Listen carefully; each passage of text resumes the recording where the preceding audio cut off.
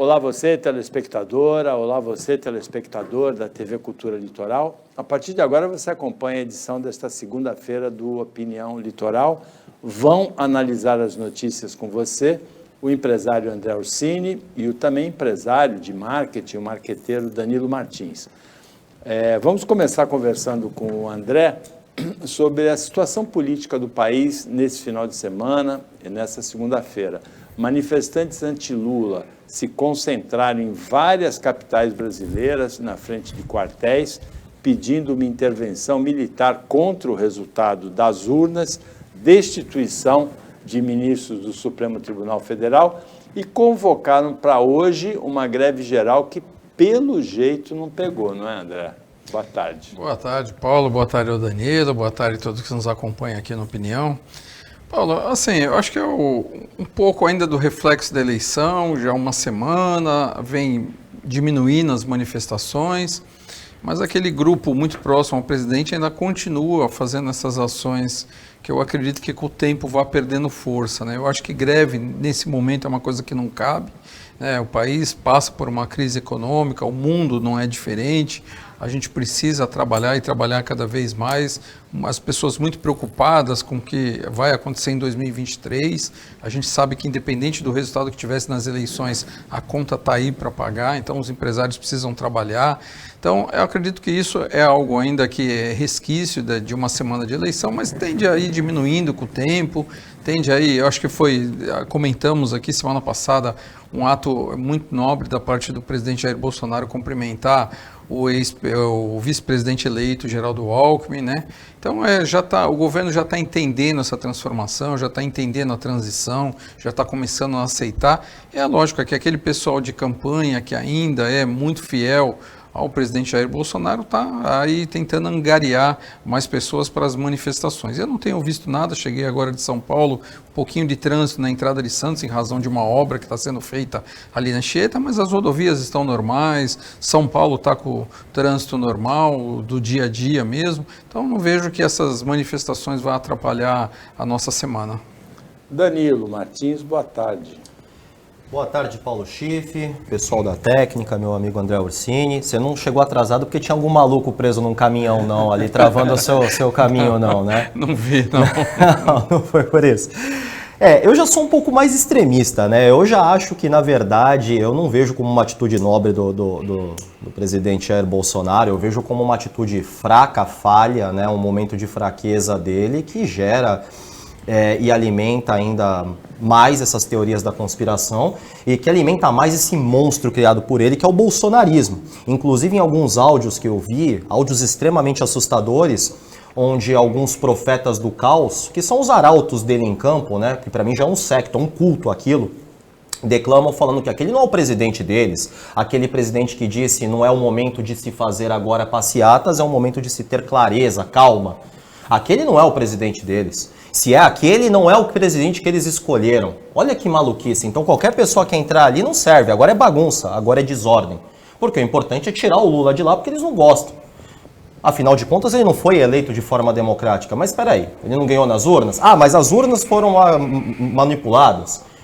As urnas elas não representam o resultado das eleições porque elas foram mexidas, porque um argentino disse numa live. Então, assim, isso é eterno. Eu acredito que esse movimento do bolsonarismo ele não tende a perder força. Claro, ele tende a se esgotar com essa intensidade. Afinal de contas, aquela quantidade de velhinhos e velhinhas que estão vivendo naquela bolha espiritual, medieval, insana.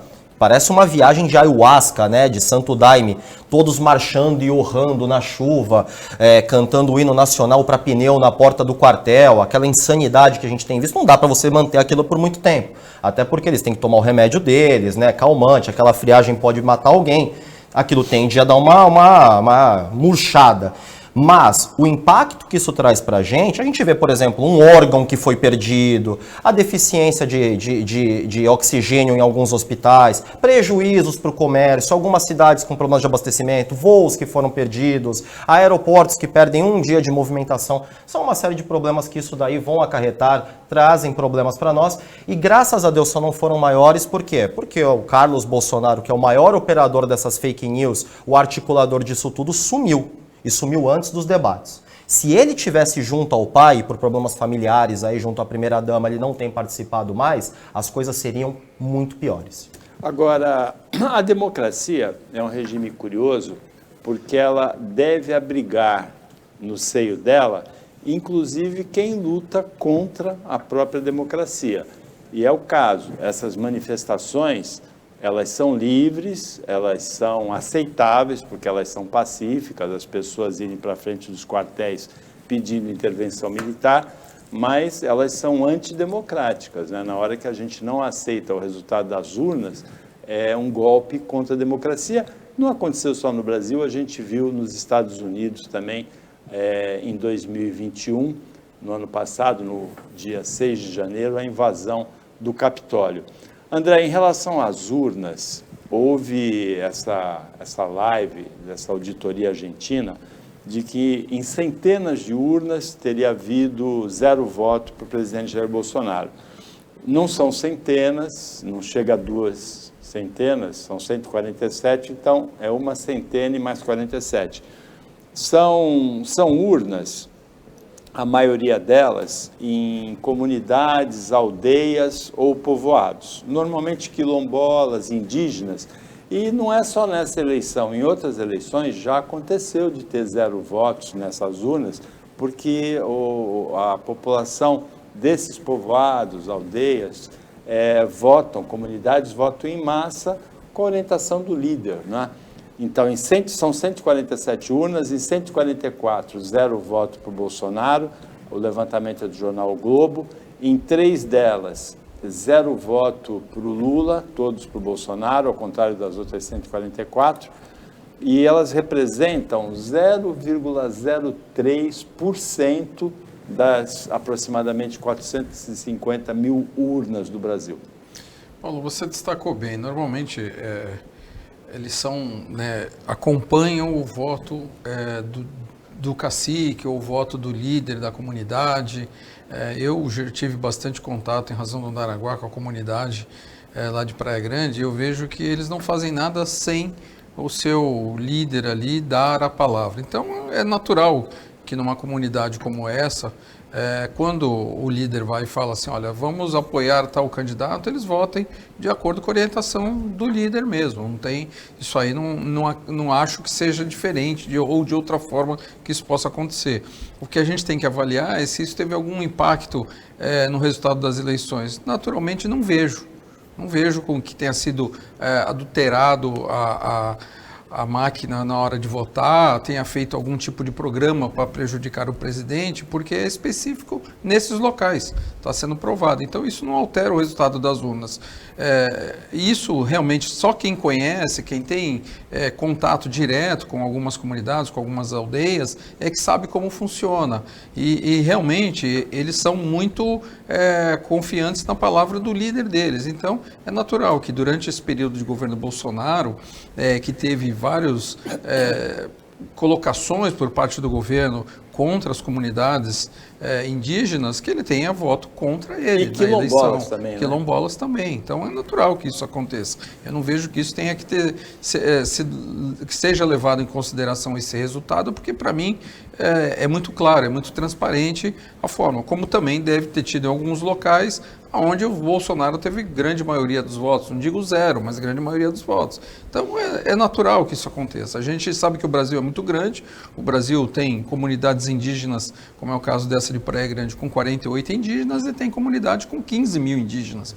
Então, assim, é natural que eles acompanhem o voto, a orientação do seu líder, né? Normalmente o cacique. Então, ou o indígena mais velho na tribo, que também faz uso da palavra e ele orienta a comunidade lá a fazer o tipo de voto.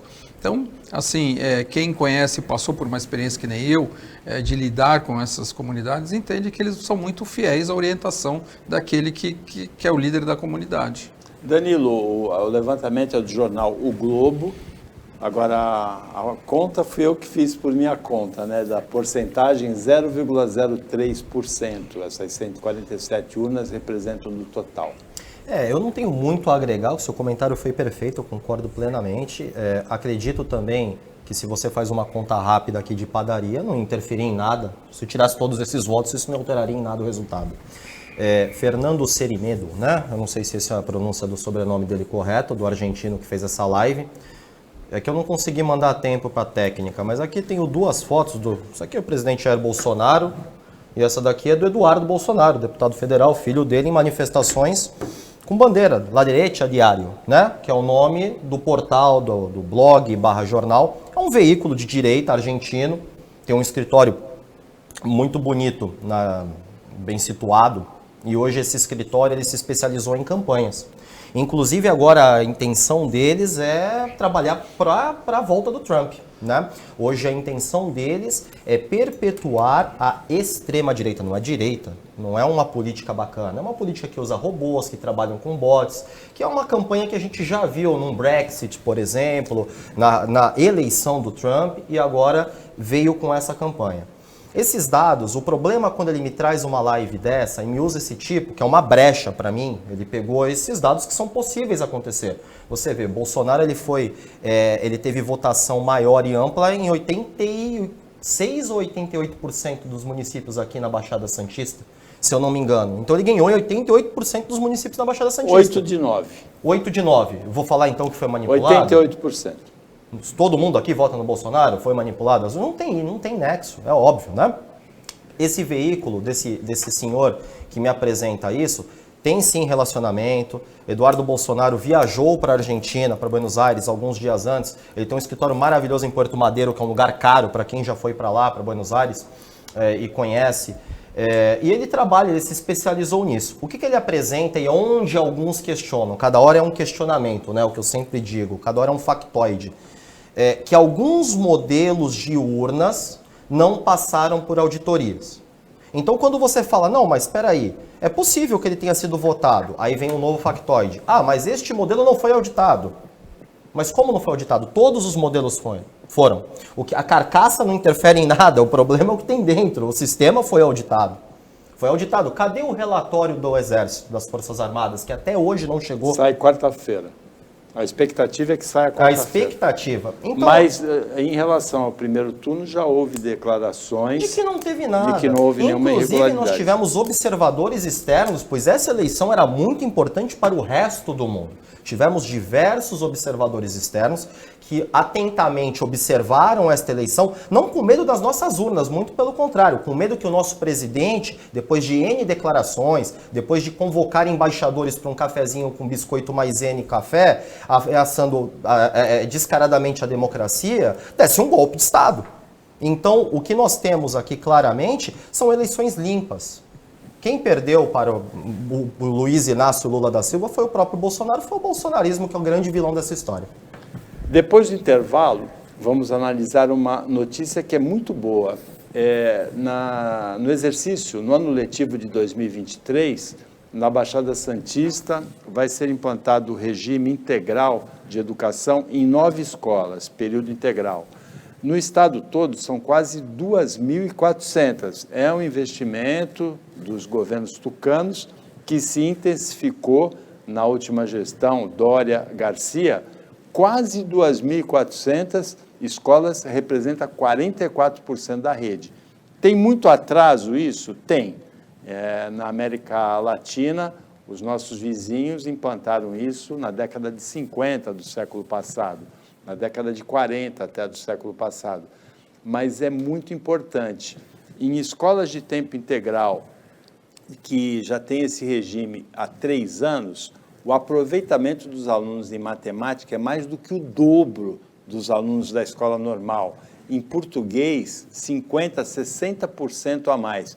E a evasão escolar muito menor. Então, é um passo que o Estado de São Paulo está dando e talvez esteja dando exemplo também para o resto do Brasil. A gente analisa depois do intervalo.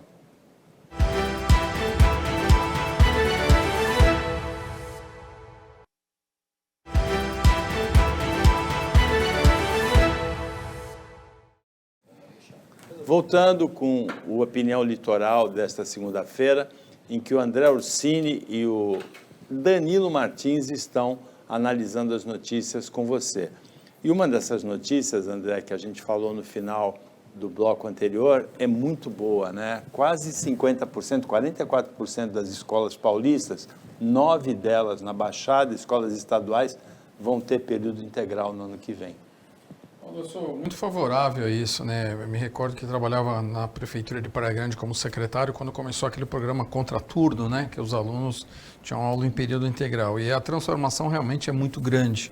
Primeiro porque você tira o jovem ali da rua no período que ele não está estudando. Segundo, porque ele passa a ter dentro do seu dia uma alimentação saudável, porque muitas dessas crianças que vão à escola às vezes não fazem as 3 refeições básicas necessárias diariamente, e dentro da escola eles têm esse acompanhamento, né, e acabam fazendo as refeições e acabam tendo até um desempenho escolar melhor em razão de estar bem nutrido. Então é muito importante que a gente consiga colocar e ir ampliando. Você bem colocou, nós estamos muito atrasados com relação a isso, né, mas a gente deve colocar o período integral nos estudos dos adolescentes, devemos voltar a ter, eu sou favorável a voltar dentro da grade curricular a ter a OSPB, que é a Organização Social e Política Brasileira, a Educação Moral e Cívica, que tiraram da grade curricular. Eu acho que esse momento é muito importante, que a gente nunca viu tanto jovem discutindo política como vimos nessa eleição agora, então acho que é importante continuar com essa filosofia da política dentro da educação, da formação do jovem.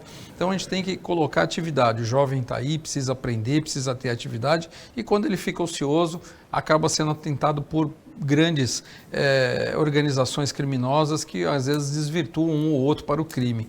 Então é importante o governo do Estado de São Paulo ampliar isso. A gente espera que no próximo ano a gente consiga ampliar mais, né, para acompanhar as escolas municipais, e é sempre uma boa notícia que a gente dá, a gente fica feliz com isso, porque o nosso jovem de hoje amanhã ele está aí nos representando. Então é importante que a gente tenha uma qualificação e cada vez mais que eles tenham estudos complementares para poder ajudar a sua formação no dia a dia. Danilo, além do aproveitamento melhor em matemática e língua portuguesa, da menor evasão, tem esse lado do esporte e da cultura, né? Você tirar da rua, dar uma habilitação esportiva, dar uma habilitação, ou aprender a tocar um instrumento, ou aprender a representar uma peça de teatro, alguma coisa desse tipo, né? Segundo aqui é de 2021, né, a PNAD contínua, são 240 mil crianças que estavam fora da escola. Esse número teve um crescimento aí comparado a 2019 de 170%. Acredito que seja um reflexo Covid, né? Foi um cenário, uma pandemia que ninguém imaginava que nós teríamos uma crise sanitária dessa proporção. O impacto que a gente vai ter disso no futuro, eu não consigo imaginar o atraso que isso vai trazer para a gente. Mas também nós temos um problema. A educação já também não rumava de uma maneira muito atraente para os nossos jovens. Hoje você conseguir competir com uma geração que já nasce mexendo com o celular, usando o touch a partir dos 2 anos de idade, com uma maestria muito maior do que o Ursini está mexendo agora, é incrível, é surreal. As crianças nascem de uma forma extremamente intuitiva com isso. Faz com que a escola e o investimento com que a gente dê na escola, né, principalmente as escolas públicas, não sejam tão atrativas. Então acho que precisa não só com que a escola tenha um período integral, mas uma revisão de currículo, para que não só a cultura e o esporte, como a gente fala de uma forma pejorativa, sejam integradas ao currículo e a gente tenha essa questão da diminuição da evasão escolar. Mas a gente precisa de um currículo mais expansivo. A gente vê muito jovem sendo jogado no mercado de trabalho com uma fraqueza surreal. A matemática é importante? Sim, mas e a economia? A economia doméstica, principalmente. O pessoal não tem noção do que fazer com o salário, de como se programar para um crescimento de carreira, para uma noção do que fazer. Pegam o adolescente dentro do ensino médio hoje e jogam ele para o que você quer ser quando crescer. E às vezes o cara chega com 20 e poucos anos e não sabe o que fazer. Quem tem condições de pagar uma faculdade, entra em qualquer faculdade e às vezes pula de uma para outra por impulso. Não tem noção de qual carreira seguir. Porque o currículo escolar hoje, muitas vezes, não prepara isso. Algumas escolas, claro, com um valor alto, né? Existem algumas matérias que preparam isso, abrem esse tipo de debate com os alunos. Então, eu acho que a cultura e o esporte como atrativo são sim muito importantes, mas mais do que isso, nós temos hoje debates que deveriam ser trazidos para a grade escolar, pensando mais no futuro, a médio e longo prazo, não só somente o futebol, os estudos sociais, a arte, a música, o violão e etc. A gente precisa preparar melhor esse pessoal, porque o futuro não é mais com 30 anos, né? 20, 18 anos, 16 anos, essa pessoa já é produtiva dentro de casa, ela já traz um resultado, traz uma receita, e 20 anos ela já é um adulto que às vezes ela está sustentando a própria casa. Cada vez mais inovação, startup, criatividade, né? Informatização, inteligência artificial, 5G, né, André?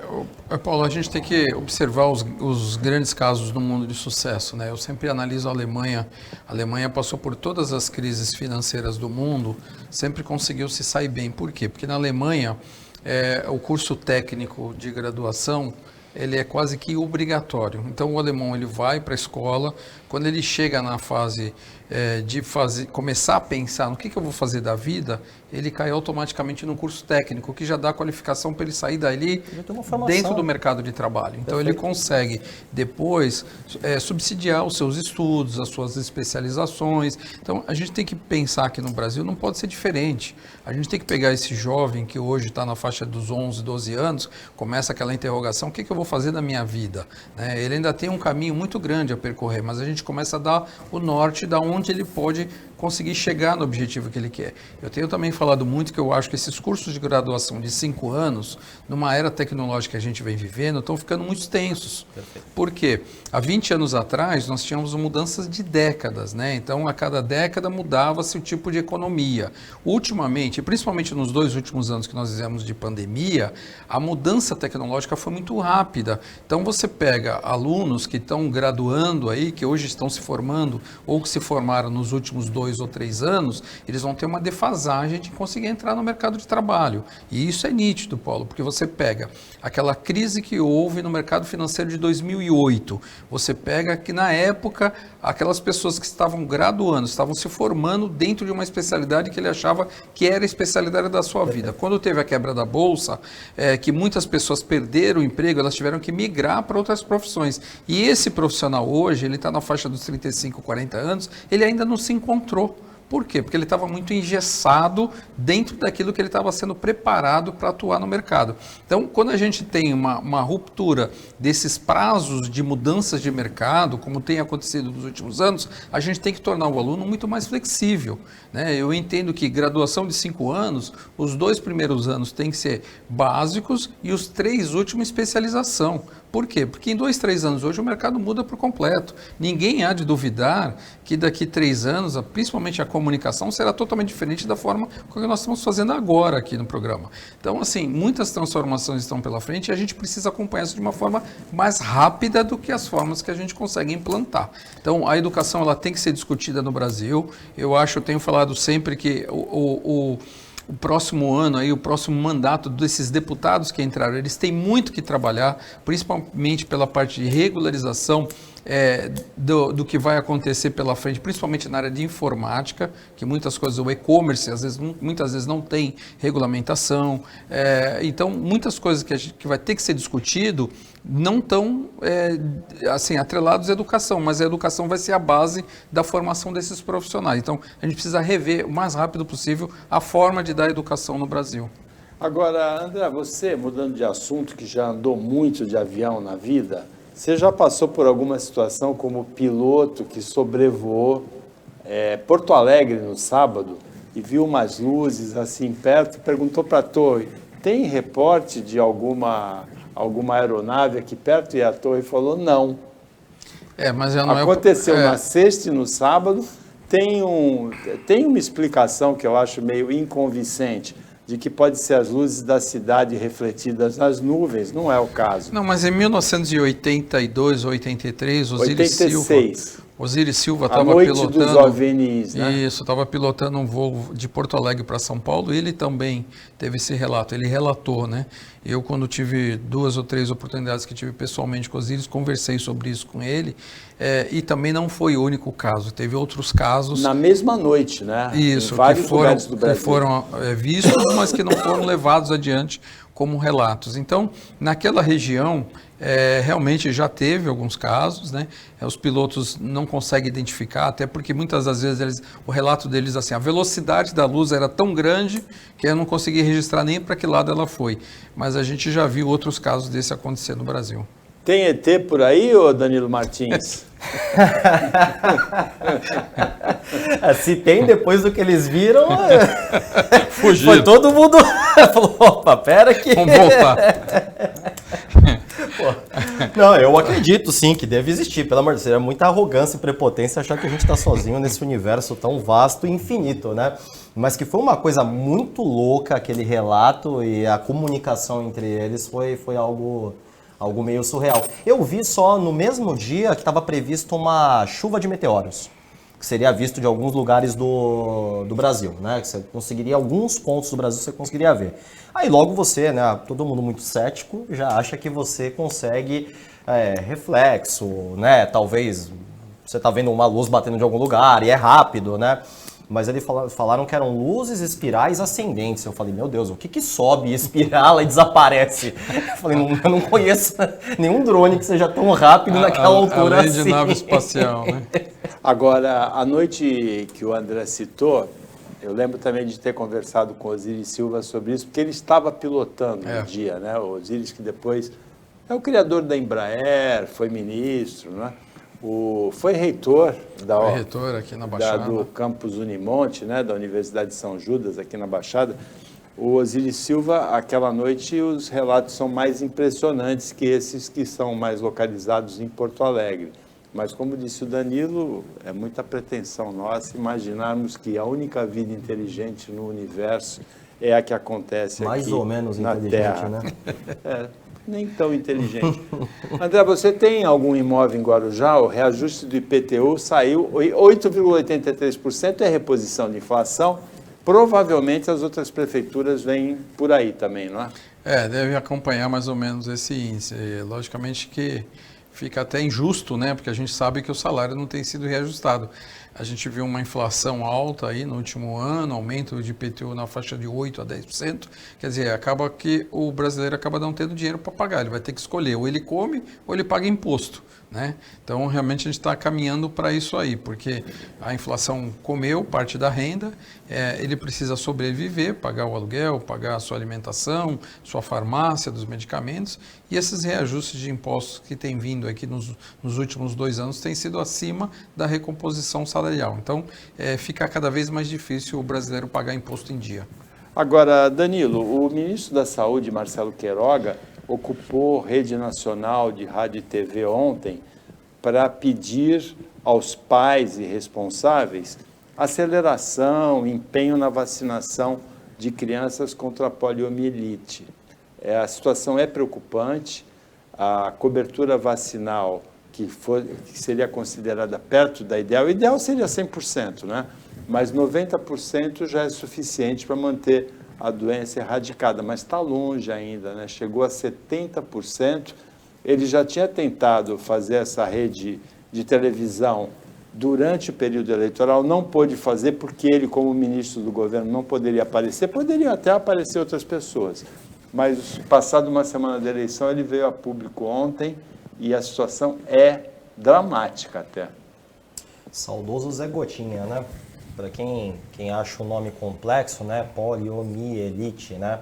Vamos botar um nome um pouquinho mais chocante, paralisia infantil, né? Que eu acho que é um nome que todo mundo conhece. É um absurdo, né? O ideal era 95%, né? A campanha ideal da vacinação.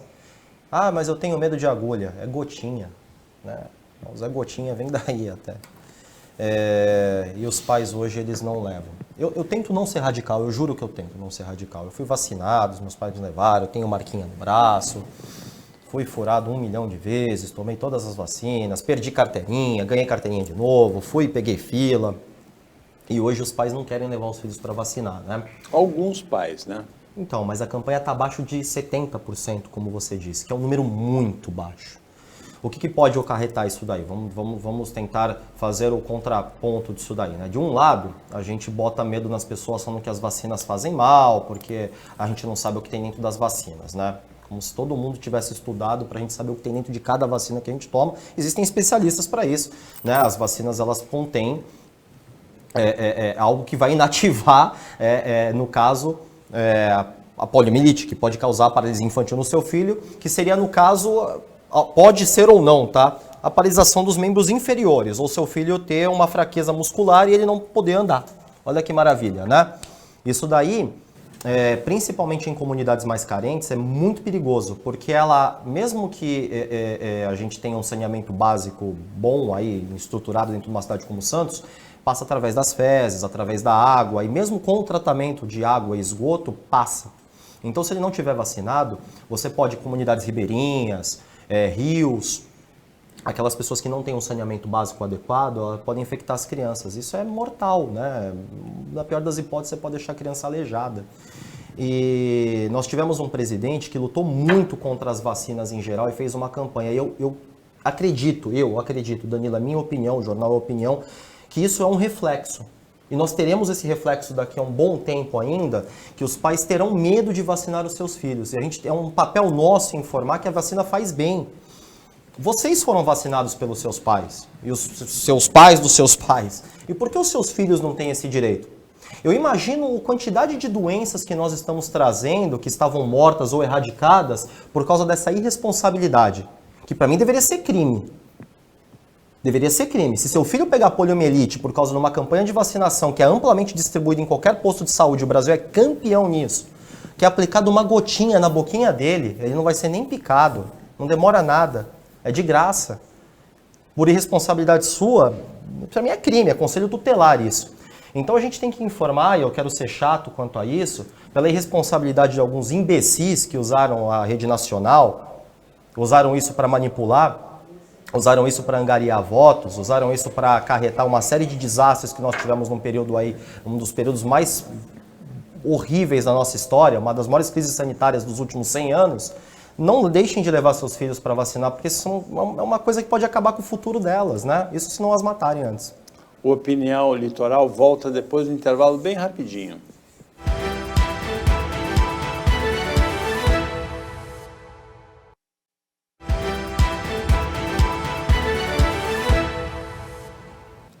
Voltando para o último bloco do Opinião Litoral desta segunda-feira, o André Orsini, o Danilo Martins estão comentando as notícias com você.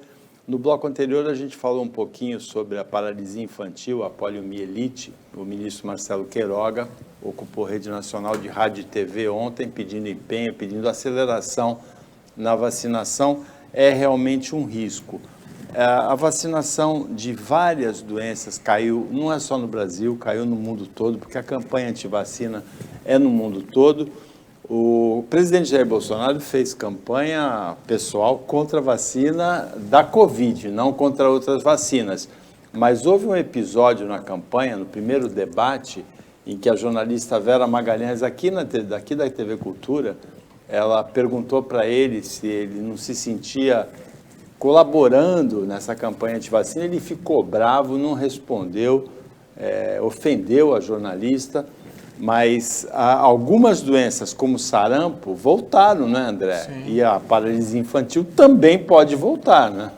Vamos dar 3 toques na madeira para que não aconteça isso, né? Paulo, eu acho o seguinte, toda ação tem uma consequência, né? A partir do momento que o governo quis desmoralizar a eficácia das vacinas, ele colocou na cabeça das pessoas a dúvida, né? Eu venho de uma geração, meus 53 anos, que eu fui vacinado para tudo. E eu citei muitas vezes participando aqui com você, que eu não questiono a eficácia da vacina. Simplesmente para eu entrar no Paraguai, que é um país aqui do lado, se eu não tiver a vacinação da febre amarela, eu não entro. Não tem como entrar no Paraguai sem a carteirinha de febre amarela. E a gente pergunta, funciona ou não funciona a vacina? Não, a gente não questiona. A gente toma a vacina, vai lá e entra no país porque precisa. Muitas vezes eu vou, 99% das vezes que eu vou para o Paraguai é a trabalho. Então, quer dizer, a gente nunca questionou a eficácia da vacina. Desde criança, quando eu ainda me lembro que tomei aquela no braço com a pistola, foi o exército que deu a vacina. Não perguntava se queria ou não queria. O exército pegava a criança pelo braço, dava vacina, dava carteira e mandava entregar para a mãe. E a gente entregava. E a gente nunca questionou eficácia de vacina. Lógico que começaram a duvidar, a vacina da gripe. Tem uma eficácia de 50% a 60%. Mas a gente toma todo ano para se prever da gripe. A gripe mata, como mata a pneumonia, como mata o Covid. Então, quer dizer, para que duvidar da eficácia de tantos anos? O Brasil teve um modelo de imunização que é invejável. Muitos países no mundo tentaram e não conseguiram o que o Brasil consegue. A distribuição de vacina no mundo, na Amazônia, se dá através de barcos. Aquelas pessoas que debaixo de chuva, debaixo de sol, ficam 2, 3 dias naquelas voadoras entregando vacina para as crianças serem vacinadas. E a gente vem questionar algo que a gente construiu a vida toda, agora tem um reflexo. Agora precisa um ministro pedir para os pais vacinarem os filhos. Quer dizer, até 3, 4 meses atrás a vacina não prestava. Mas não era essa, era outra. Mas a vacina provou que salvou vidas. Então, o governo trabalhou contra isso e agora nós estamos pagando o preço, infelizmente. A gente virou a página da pandemia graças à vacina. A vacina. Sem nenhuma dúvida, né? Graças à vacina. Aqui no Opinião Litoral, a gente costuma destacar ações positivas da polícia para ajudar a comunidade a formar uma opinião mais correta, porque também a gente, quando há atos de violência, desmandos, abuso de autoridade por parte de policiais, nós também noticiamos. Em agosto, houve um assalto com alguns toques de crueldade em Praia Grande. Os moradores de uma casa foram feitos reféns, os bandidos fugiram, levaram cartões, celulares, levaram um automóvel.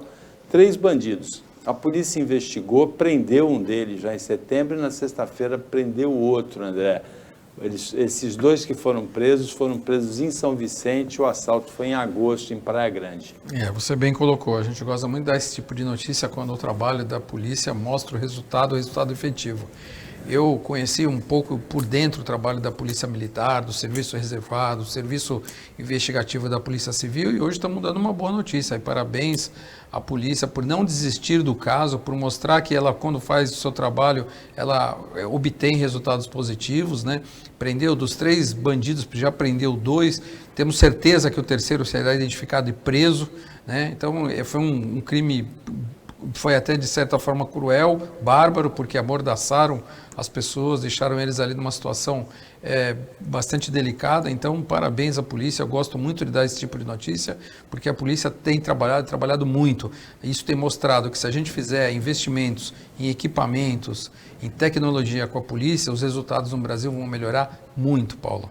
Sempre mostrando os 2 lados, né, Danilo? Acho importante. Eu vejo esses totens sendo instalados, a gente tem discutido muito mais segurança pública e a participação do Estado. Aparelhar melhor as polícias, né? Eu acho que também salário, a questão do salário é muito importante. Eu imagino também a frustração psicológica de um policial, que não importa o treinamento que ele tem, o cara ganha mal. O cara ganha mal para arriscar a vida dele, né? Porque para ficar pegando vagabundo desse jeito aí, ganhando uma mixaria, ainda tendo que fazer 1, 2, 3, 4 bicos ainda e ficar ouvindo besteira, é muito complicado. Não que isso daí seja uma passação de pano, né? Um habeas corpus aí para você cometer qualquer tipo de atrocidade. Mas que bom, que mostra que o trabalho da polícia é bem feito, que você vê que um crime que foi entre aspas, um assalto / sequestro não caiu no esquecimento, que já faz um tempo, né? O trabalho de investigação continuou. O bom é que foi pego em São Vicente, até Praia Grande dá para chacoalhar um pouco a viatura, né? Para ver se bate um pouquinho para lá, para cá, né? Aí, quem sabe ele entrega o amigo dele que está um pouco escondido. Deve estar em algum lugar ali perto. Tem 2 notícias pinçadas aqui na pauta que servem de alerta para a telespectadora, para o telespectador daqui da TV Cultura Litoral. As 2 aconteceram na quinta-feira. Em São Vicente, na quinta-feira, um motociclista desrespeitou um sinal vermelho, aquela história, né? O sinal ficou vermelho, vai dar tempo, não vai, passou, dá para passar, bateu no VLT, a imagem é impressionante, né? Ele bateu no VLT e não se machucou, acabou não se machucando, né? Mas caiu, saiu com a moto e tal. A gente não tem a imagem do choque, né? mas há imagens que mostram ele saindo com a moto, né, do VLT. E em Cubatão, um maquinista, ele brecou, a van passou, a van com passageiros, para aflição de quem assistiu à cena, para aflição de quem estava dentro da van, a van tentou passar na frente do trem. Ela achou que dava tempo, não dava tempo. O maquinista conseguiu fazer a frenagem e não houve o acidente, houve só a aflição. Tem imagem disso aí? Tem imagem disso aí também.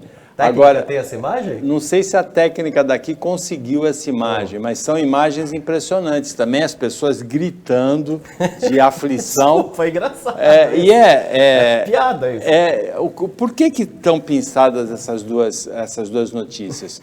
Porque na dúvida, André, não passa, né? Não tenta passar. Na dúvida, não tenta, né? O motociclista bateu no VLT, teve final, não foi uma tragédia, mas a van também não aconteceu o desastre, mas se o trem colide com a van, poderia ter sido uma tragédia, né?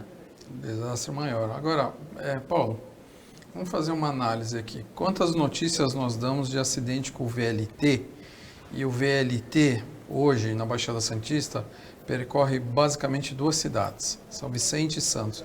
Quantos acidentes tem na cidade de Santos e quantos tem na cidade de São Vicente? Muito pouco, né, em relação ao total de acidentes, né? Mas todos são na cidade de São Vicente. Todos em São Vicente. E esse episódio também foi em São Vicente. Foi em São Vicente. Então, o que eu acho que precisa ter? Precisa ter um trabalho de conscientização da população. Por quê? Porque quando você tem ali falta de instrução para o motorista, ele acha que pode tudo. Quem anda em São Vicente, principalmente na área continental de São Vicente, vê cada absurdo que não tem tamanho. Você vê cavalo correndo em pista, você vê ciclista, gente sem capacete. Então, eu acho que o que precisa hoje é conscientizar a população de que veículo com motor tem as suas responsabilidades. Já não é a primeira vez. Outro dia, ali na Avenida da Praia, entrando próximo ao Carrefour, também teve um acidente. O cara foi passar de moto, o VLT vinha andando, bateu. Então, quer dizer, o que as pessoas não estão entendendo é que precisa respeitar. O trem não é outra moto que consegue desviar. Está ali, o VLT, o maquinista ali tem os seus limites, né? E normalmente a gente vê o seguinte, não tem acidente em Santos, tem em São Vicente. Alguma coisa precisa, né, perceber que o problema é ali. E precisa ser feito um trabalho de conscientização para isso. Danilo, nós ficamos devendo as imagens hoje, vamos apresentar amanhã. Tem aqui, o Danilo achou.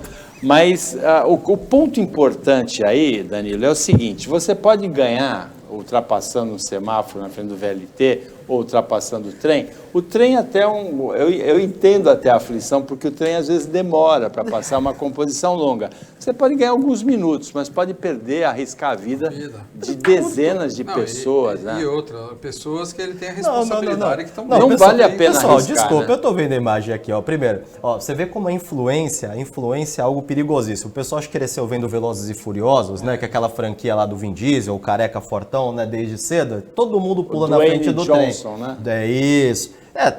Esse aqui claramente não. Vamos falar do VLT primeiro. Eu achei engraçado. Aquele rapaz estava alcoolizado.